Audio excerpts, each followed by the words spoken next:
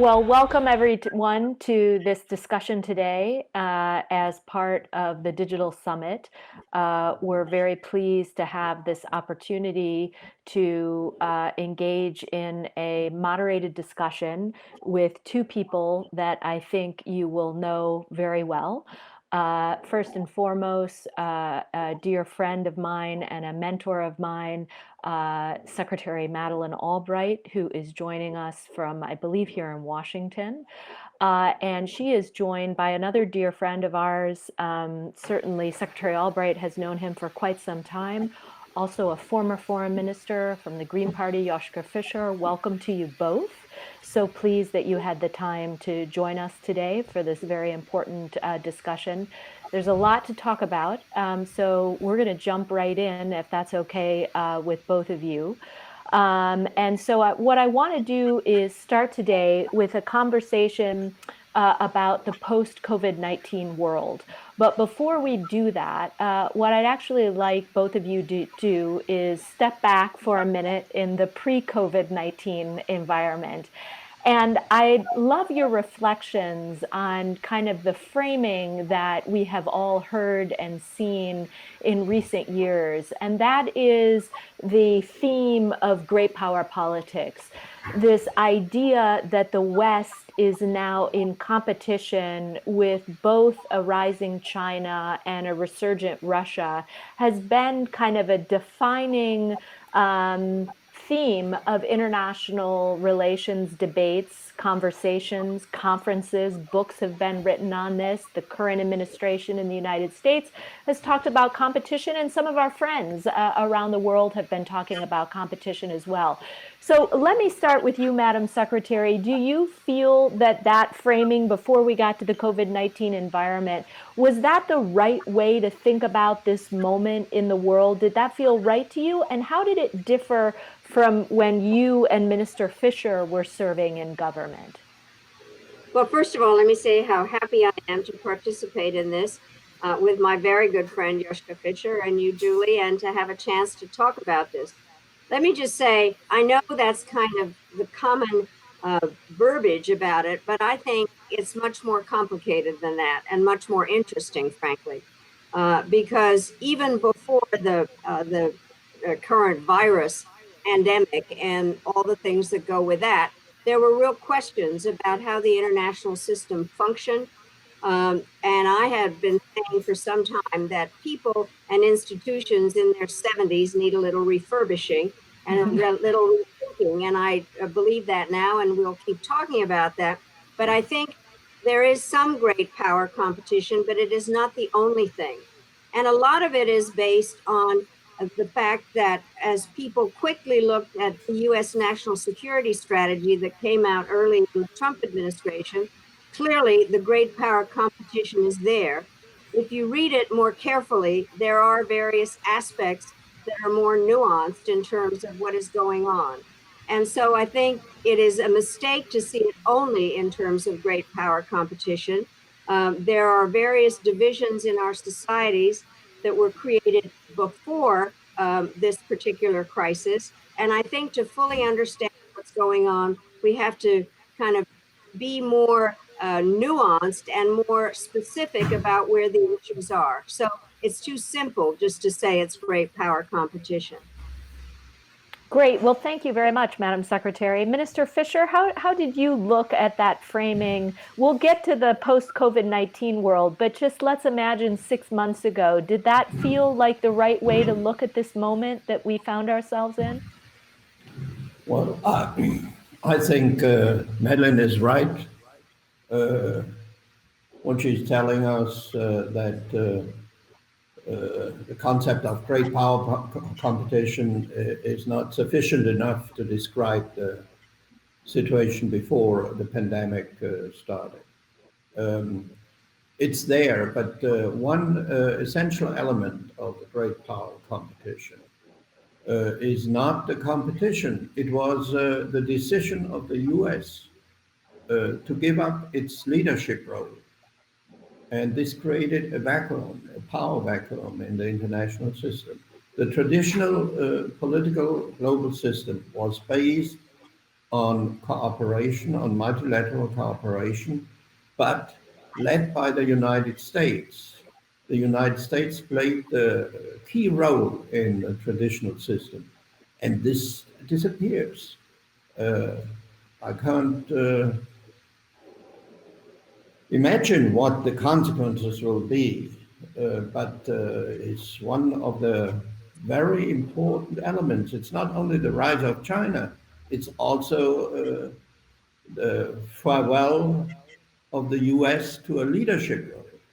So this raises the question, what does the US really want? Trump, on the one hand, wants America first. On the other hand, uh, he's doing strange things. He started his confrontation with China with a great gift. It was when he canceled or withdrew the Trans-Pacific trade agreement. This, I think, the guys in Beijing couldn't understand what happened because this was under the flag of "Make America Great Again," a huge gift to the Chinese government. So we must put these elements into our analysis of the international system in the pre-COVID world. Right. Okay. So now let's situate ourselves in present day here in this kind of post-COVID-19 or the current COVID-19 environment. We're still in the middle of addressing a pandemic. I know that the two of you have been coming together rather regularly in recent years and actually over several years to bring former foreign ministers together to tackle different issues. And you recently did that, and you issued a statement in June actually talking about the need for the United Nations to come together and lead a global effort. You issued this statement on June 12th, and in it you said, quote, "The vacuum at the top in the world, across the world today, is very damaging." And by that, you were referencing the fact that it appears that both of you believe that we have not seen either an institution or a country come forward and lead the world through this crisis. So, Mr. Fischer, do you want to tell us a little bit more about your sense? You referenced the fact that President Trump is moving away from these international institutions, abdicating America's traditional leadership role.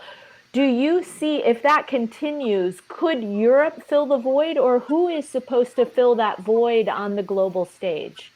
I don't see anyone else who can slip in the huge shoes of the US. I don't see that.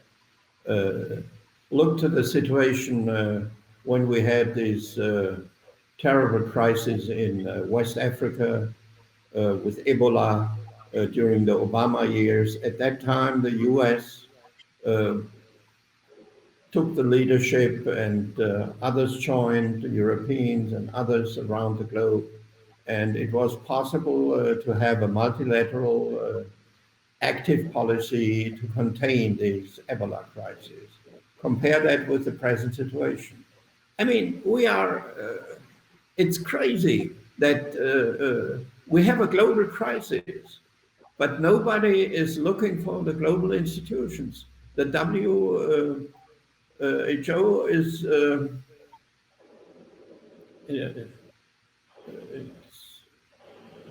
we need it because there are so many states around the globe, members of the UN system, who cannot address and who cannot act in a way without the help of the international community. So we need there, but I don't see that the Europeans can fill that void. I'm sure Europe will try its very best, and also in the perspective of offering financial resources, but at the end, without the leadership, decisive leadership of the US, I don't see that this will be enough. Now, Madam Secretary, President Trump has talked about the fact that the WHO hasn't been effective during this crisis, he accuses the organization of hiding information or being partial to the Chinese narrative about how they've tackled the virus. I mean, do you think any of that criticism is legitimate? And then is the proper response to walk away or to engage the institution? I mean, how do you look at that US decision to walk away from the WHO, to pull funding from that organization in the middle of a pandemic? Well, the short answer is I think it's the most counterproductive decision that has been made in a number of others, but specifically as far as handling the pandemic is totally counterproductive. But I do think, having been US ambassador to the UN in the early 90s, I began to see that there were aspects of the organization that needed reforming in some form or another. And that what was the situation, whether you paid your dues or in the case of the United States at the time, whether we were paying all of our peacekeeping operation bills. And if we don't participate, then we don't have any leverage. We can't do anything. We're not at the table. And so I do think some changes are required, but you can't do it by getting out of it and deciding that you're not going to do anything and then criticize everything that's going on. I do think that one of the most important aspects about this pandemic is the virus knows no borders. It is truly a global issue. And in many ways, it's hard to even think about what the next phase of this is because it really hasn't gotten deeply into some of the developing countries and the issues that come up in terms of their economic situation, their relationship to each other. And one of the reasons that we really, as the former foreign ministers, decided to put out a statement was to really energize the international system to work in order to deal with this. But I do think there need to be some changes in the WHO, as there are in many parts of many governments. But I think it will not happen if the US just declares unilaterally that we're out of there and makes disparaging statements about everybody and is not a participating in all of this. And I think it goes to something else, Julie, which is that as an observer and a participant of US decision making over the years, usually there has been some strategy, some plan. It isn't all kind of, let's do this today because it feels good. I certainly am delighted to hear my friend Joschka talk about the importance of American leadership, but unpredictability is maybe a trick occasionally, but it's certainly being unpredictable all the time is damaging to how the international system has to work with our allies, especially. How do they know what's going on and how we confer? And so I think one of the things that has to happen next year is that basically there is a reaffirmation of a functioning global system in which the United States doesn't dominate. We don't want to be the world's policeman. We do, however, need partners, and there's no better way to do it than through the United Nations and other institutions that are part of the international, the regional organizations, or the G7 or the G20 or various other aspects where we cooperate with others to solve problems that are greater than one country. Now, thinking about kind of the post-COVID-19 environment, in the run-up to this terrific digital summit, progressives have come together and laid out a variety of scenarios. This work is also being done on this side of the Atlantic, where people are trying to think about the longer-term geostrategic consequences of this pandemic. And when you talk to people about the different scenarios that are out there, you see some folks that are predicting kind of a rosier, happier ending to this pandemic, that this could trigger greater global cooperation, a kind of reaffirmation of the importance of these global institutions that we've already talked about. But there are some darker scenarios out there. Some of the scenarios that the teams leading up to this event looked at were radical individualism or nationalism, a surge in populism as folks become concerned only about their communities or their countries. We saw a little bit of this in the early stages of the pandemic, where we saw some European countries, for example, put up export bans. Those have in many cases been taken down, but you saw some of those instincts, the nationalist kind of instincts early on in the crisis on multiple continents around the world.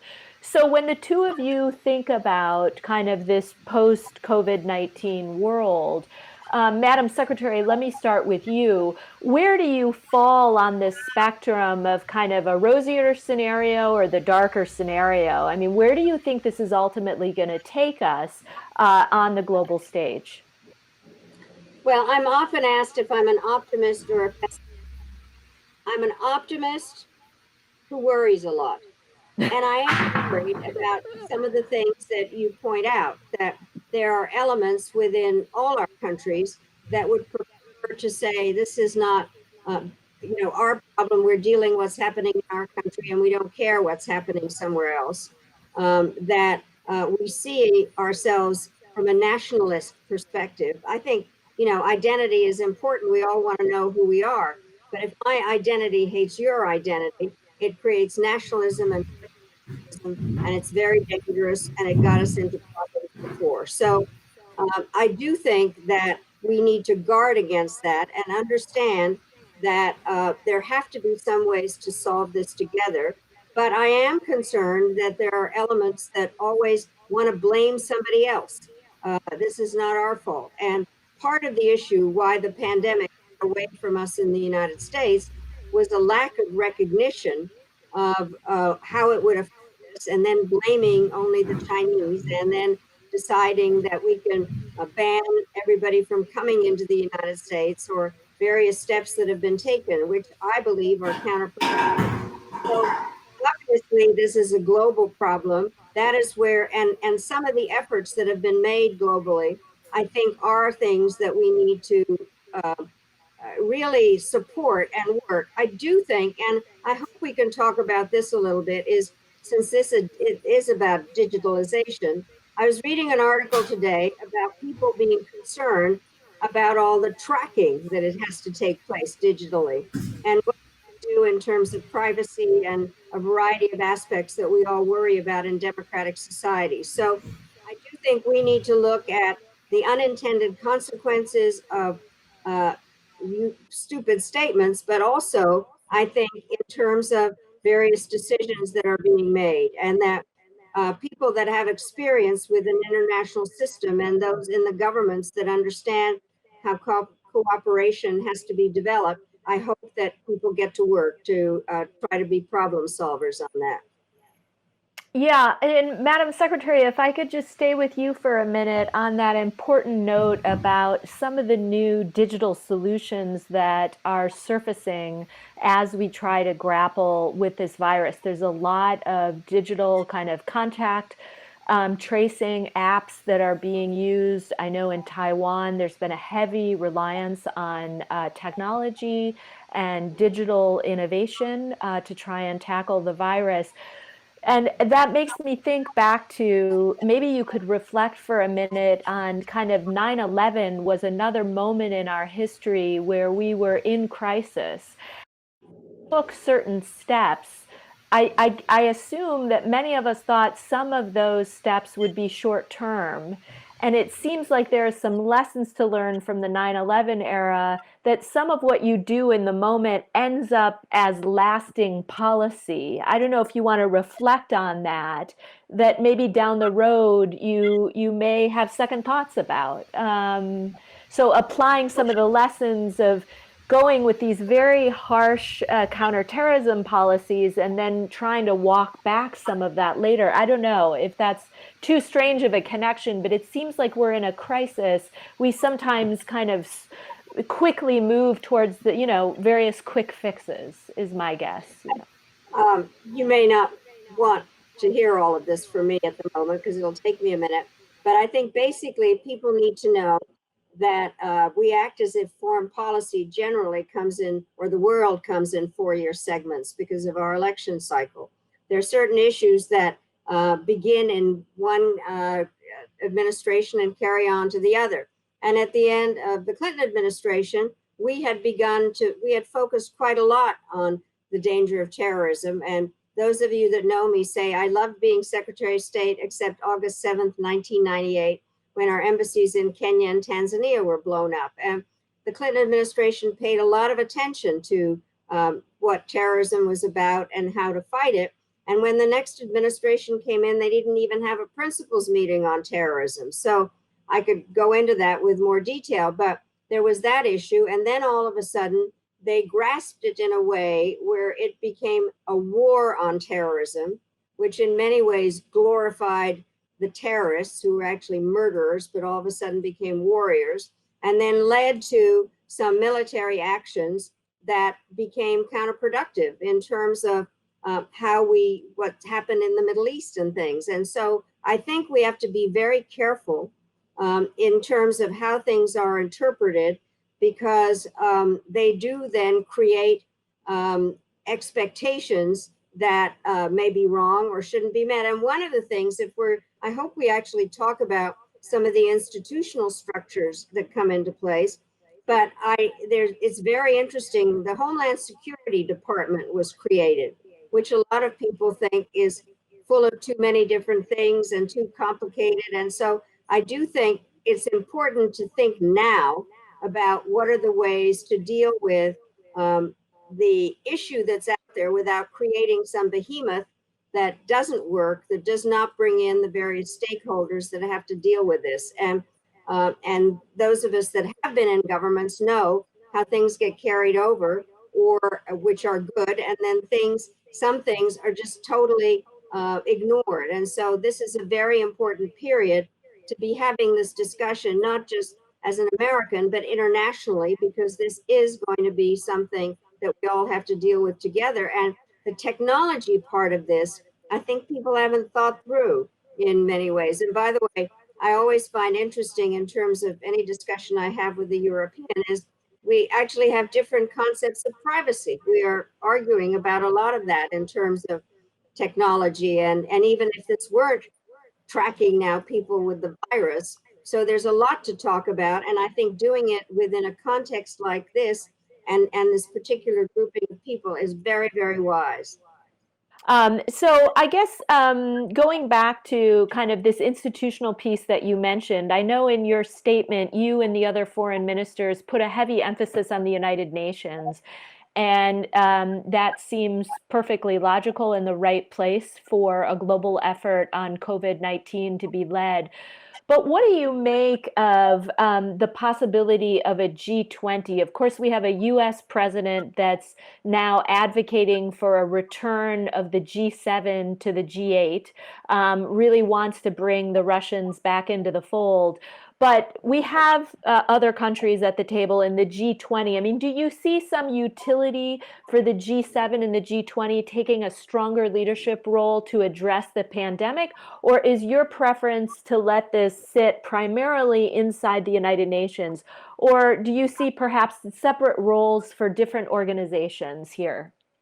Well, I actually am believing all hands on deck here, that there needs to be participation by the G20.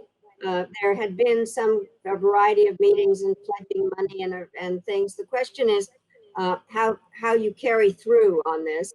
I do think the G7 has a role. I also do think the following aspect, and it's something that I've been stressing for some time. It isn't just governments that need to be involved in this.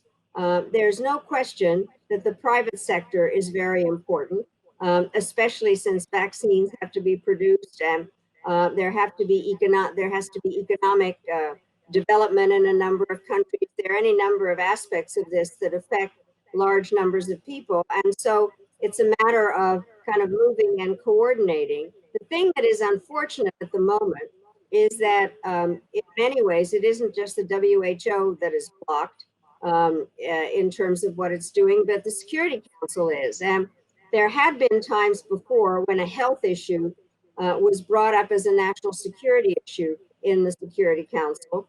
But at the moment, because the Chinese and Russians don't want it raised, it creates a problem and undermines the possibility of what the Secretary General can do in Article 99 and moving things forward. Therefore, I think it is useful to get other organizations also involved in this. All hands on deck, the private sector, and even individuals that have an interest in this and are able to move things forward. Yeah, that's a very important point. And I remember the donor conference that the EU put together. I know they had included individuals, they had included some foundations, the Gates Foundations and other private sector leaders. So thanks for that reminder. I think that's important. So welcome back, Minister Fischer. I'm sorry that we lost you for a second, but I do want to get your insight on this question of future scenarios in terms of the way ahead in the post-COVID-19 environment. Again, some people seeing a nationalist trend line exacerbating existing divides that we're seeing. Others take a much more optimistic view, still believe that this can kind of ultimately bring the world together. How do you, when you look out, say 2 years, how do you look at it? Secretary Albright made a very important point. The virus knows no border. So this is a real global crisis. And the international system, including the state actors, are not organized in a sufficient way. Even the multilateral organizations are not sufficient. WHO is needed more than ever in this moment of crisis. The UN is needed more than ever. There's a lot to do, a lot to reform, to improve the activities of these organizations. But without these multilateral efforts, I think we will have a very grim future. So from that point of view, what will happen with the coming crises, for example, climate change? There is no vaccine against climate change. If the situation is changing, we will be under tremendous pressure. So from my point of view, the world tomorrow must be based on a much closer cooperation. That's the answer. I don't see, look, at the end of the Second World War, when I was born in 1948, 2.5 billion people lived on this globe. Today we have 8 billion people plus in almost 200 states, members of the UN. I mean, they must address these global challenges together, not in a confrontative way. If we are falling back to old-fashioned nationalism, I don't see any positive outcome. Of course, in a moment of crisis, people are looking for protection by what they have. It's their states, they know leaders who are responsible to elections, and but this is only a first step. The answer must be in a new era of cooperation. I don't see a positive answer based on nationalism or populism. So for this gathering with so many progressives coming together as part of this important summit, to a question to both of you, and Minister Fischer, I will start with you first. How would you set the priority list for progressives? I mean, if you look out on the landscape, there's so much to be done. There's the pandemic. We don't know where we're going to be with that in the months ahead, whether or not there'll be a second surge. There are social cohesion issues at home. Democracies are under attack from forces that are external, forces that are coming from within. You mentioned climate change. There's conflict in the world. We just had an incident between India and China that we may want to touch on in a few minutes. So for progressives, how do you lay out that priority list? I mean, in some ways, it's breathtaking in terms of the agenda going forward. So, Minister Fischer, where do you start? What's first on your list? Well, we are in a situation, fortunately, there is not a global war, but we are, the outfall of these crises is extremely severe, especially the economic and social outfall. So from that point of view, it's obvious we must organize ourselves, we must strengthen the global institutions who are dealing with such crises, and we must prepare ourselves for another, maybe a second outbreak. What will we do if the pandemic will come back for a time? We don't have a vaccine even today, and we don't know when we will have one. So from this perspective, I think cooperation is urgently needed. And we are dealing with a triangle, the pandemic, the economic consequences, which are extremely severe, the economic and social consequences, and the geopolitical situation. And there, the most important geopolitical decision will be made in the US in November the 2nd, the election of the president, let's face it. In Europe, we are, I think, the Franco-German initiative with a huge financial program will push the European Union ahead in the right direction. But we have to address all these three elements all together. And a military confrontation would be the one development which we are definitely don't need. What we need is calming down hard confrontations around the globe. And this means the Security Council, the UN must be strengthened. Altogether, I think the answer is cooperation. That's the only way for a positive future. Confrontation, nationalism offers nothing positive. So, Madam Secretary, obviously we have an election coming up, already been referenced in this conversation. Folks around the world and folks here at home are very anxious, obviously, to see the results of that. Let's imagine for a minute that Joe Biden wins the election and arrives on the scene in late January of next year. In a similar frame as I just posed to Minister Fischer, where do you start? I mean, we're in the middle of some very tough conversations about race in this country. We've had protests, we've had unrest, and yet the world awaits a United States that I think could return to a leadership role that is not in retreat. So how do you see balancing these kind of foreign policy priorities with the work that needs to be done here at home, particularly in light of, obviously, a financial crisis and the economic fallout from this pandemic? I mean, how would you imagine even beginning to frame that agenda? It seems like it's a never-ending list of priorities.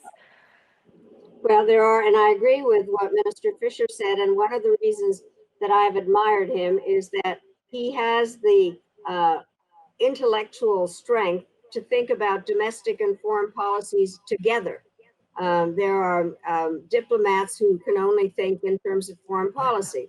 What I think is very interesting in terms of the kinds of things that Vice President Biden has already been talking about, he also has the capability of understanding how our domestic and foreign policy issues go together. And the situation in the United States is, I think, as complicated as anything that I've ever seen in terms of the economic downside that has happened from the pandemic, and then the most recent issues to do with what is seen as systemic racism and the role of the police and the military. So these are very, very basic questions that we have to address. I do think that, and you, I'm sure everybody knows my preference. I think Vice President Biden is going to be a fantastic president because of his background in terms of really understanding national security policy from his time as chairman of the Foreign Relations Committee and as vice president. He then also is somebody that does understand what is going on domestically in terms of the economy. And then he is somebody who really has a heart in terms of empathy and understanding what is going on. The question is how many Americans are going to participate. Democracy is not a spectator sport. First, people do need to vote under circumstances that present some challenges, but then also in terms of dealing, our system is very interesting in terms of power rising from the bottom, the power that mayors have, governors have, the states, how it relates to the federal system. And I think that we need to really, as I said earlier, get everybody on board and see that there are many parts of our system that can work together. But it is a very, very large agenda. I think the most important part, though, is that we have to operate from hope and not fear. Because one of the things when we talked about, you asked about the terrorism question, we had a whole policy that was just based on being scared of everybody and fear. And I think that what is more American is hope and try to sort out these issues. And then I do think, and I think you'll agree with this, there are an awful lot of people that are eager to be public servants again, who understand the role of government as a positive, and that there are those that want to, from the inside and outside, to, and I'm going to say this deliberately, rejuvenate American foreign policy. There are an awful lot of young people that want to be a part of this, that understand what America can do, that are really literate in terms of technology and international economy. But it takes what we do between now and the election, because it is an absolutely crucial election, not just for the United States, but from what Minister Fisher has said and you've asked in terms of what our role is internationally, how to deal with an entirely new set of very complicated problems. Right. So I can't let this discussion end without talking to both of you about the transatlantic relationship. You've dedicated much of your professional life on both sides of the Atlantic to sustaining and strengthening transatlantic ties, and we're all very grateful to both of you for all the work that you've put into it. Needless to say, that relationship is ailing. Some believe that it's on life support right now. We really struggle. I know I struggle to find kind of a positive part of the relationship right now. There's friction on Iran. There's friction in our trade relationship. There's friction in how we're talking about or working on climate. There's friction in how we've responded and we talk about the virus and the post-COVID-19 environment. And the list goes on and on. And so, Madam Secretary, if I can come back to you for a minute, I mean, if you think about even with a new administration in the United States, I mean, are you of the mind that so much damage has been done to this relationship that it's going to be very hard to snap back and rejuvenate, as you noted, or revitalize some of our ties with our closest allies? How challenging is that, particularly with the domestic politics on both sides of the Atlantic, and how everyday citizens look at the other side of the Atlantic? How do you look at it? Well, I think it is challenging. And let me just say, I keep saying this, I'm kind of the epitome of the Euro-Atlantic relationship, having been born in Europe and raised here. And I often, when I meet with my European friends, I say, I'm just like you. I was born in Europe and I just happen to have been raised in the US. So let's talk about what we have in common. And what has happened is there have been forces on both sides that are driving us apart, when what we can see and know is that given what's going on, our partnership is absolutely essential. But it takes understanding on both sides of what is going on. And I have to say this, I think things can be repaired now, much harder if there's another 4 years of what's going on now in the United States. We cannot keep talking about the United States as if we're victims and really berating our friends and allies in Europe and trying to figure out how to have an adult I mean, I've often talked about this being a mother and a woman in those terms. Immediately after World War II, Europe was like a sick child, and they decided to take whatever medicine we were offering. Then they became teenagers and wanted to know where their allowance was. And I said, what we have to do now is develop an adult relationship. That is what has to happen. And I believe that even more. And so we do need to find ways of cooperating on these issues that we've all raised. One of the issues that does come up and did come up when President Obama decided to rebalance to Asia. And a number of my European friends came to me and said, you've abandoned us. You don't care about us anymore. And I said, that's not true. You used to be the problem, and now you are part of the solution. And besides, America is not monogamous. We're an Atlantic and a Pacific power. And what needs to happen is within that context is to work to solve problems together through the various elements that I've already mentioned, some of which is the private sector and some the public sector, and some the personal relationships.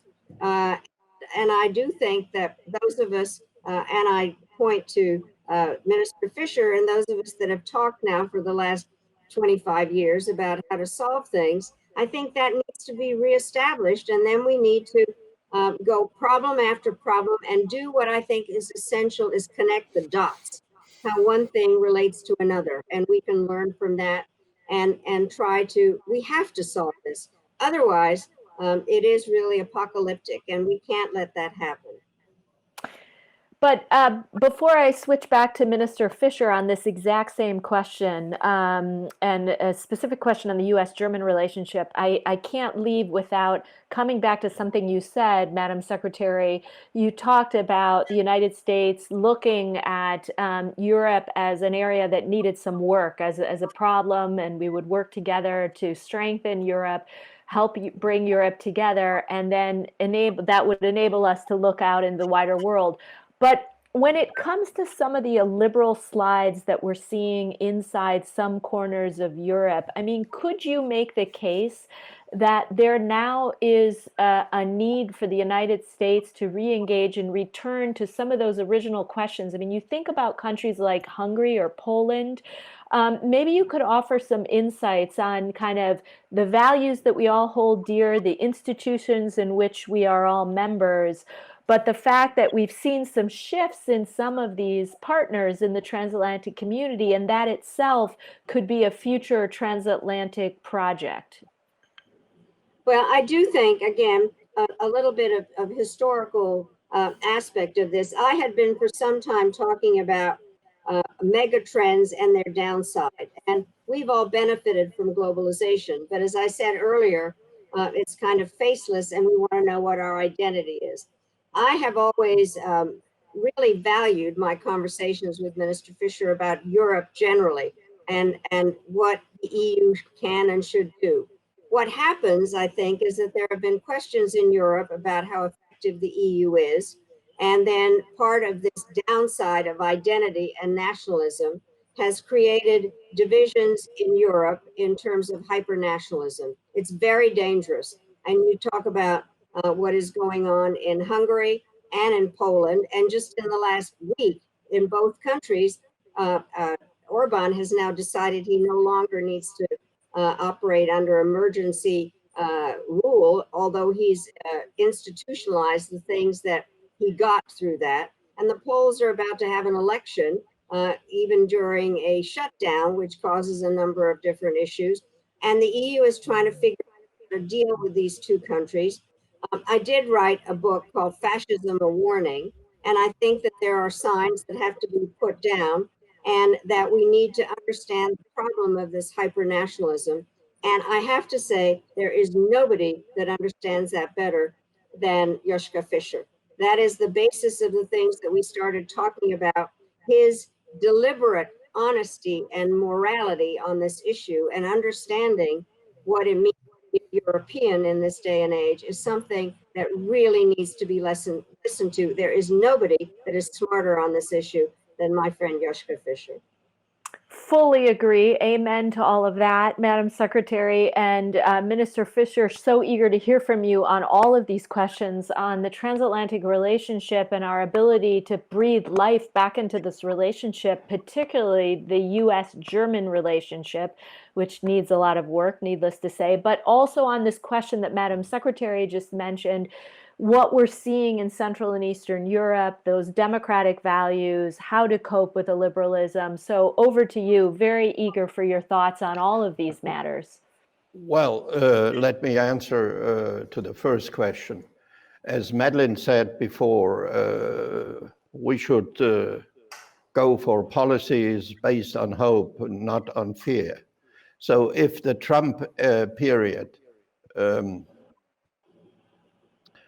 will have one positive outcome, then I think the Europeans understood that they have to grow up now and behave like grown-ups also in military and security issues. We have to be responsible. I think this is a positive expectation. But if Trump will be re-elected, then my hope is lost. So this is a very serious moment we are moving in. But I think the transatlantic relations are, at least from a European perspective, you don't have to do very much if President Biden would be the outcome of the American elections. The Europeans will have to invest more in their security, in the common security. We will have some serious strategic debate about our role, our behavior towards China. I think the bottom line should be that we stick to our values, period. We are democracies, we are living under the rule of law, under free, fair elections, and this unites us. So from that point of view, I don't see a lot of difficulties if the president will be Joe Biden. On the other side, the German-American relationship, it's basically good. On our side of the Atlantic, we were shocked when we heard that US military should be reduced because this is in the common interest. It's not only in the German interest, it's in the common interest.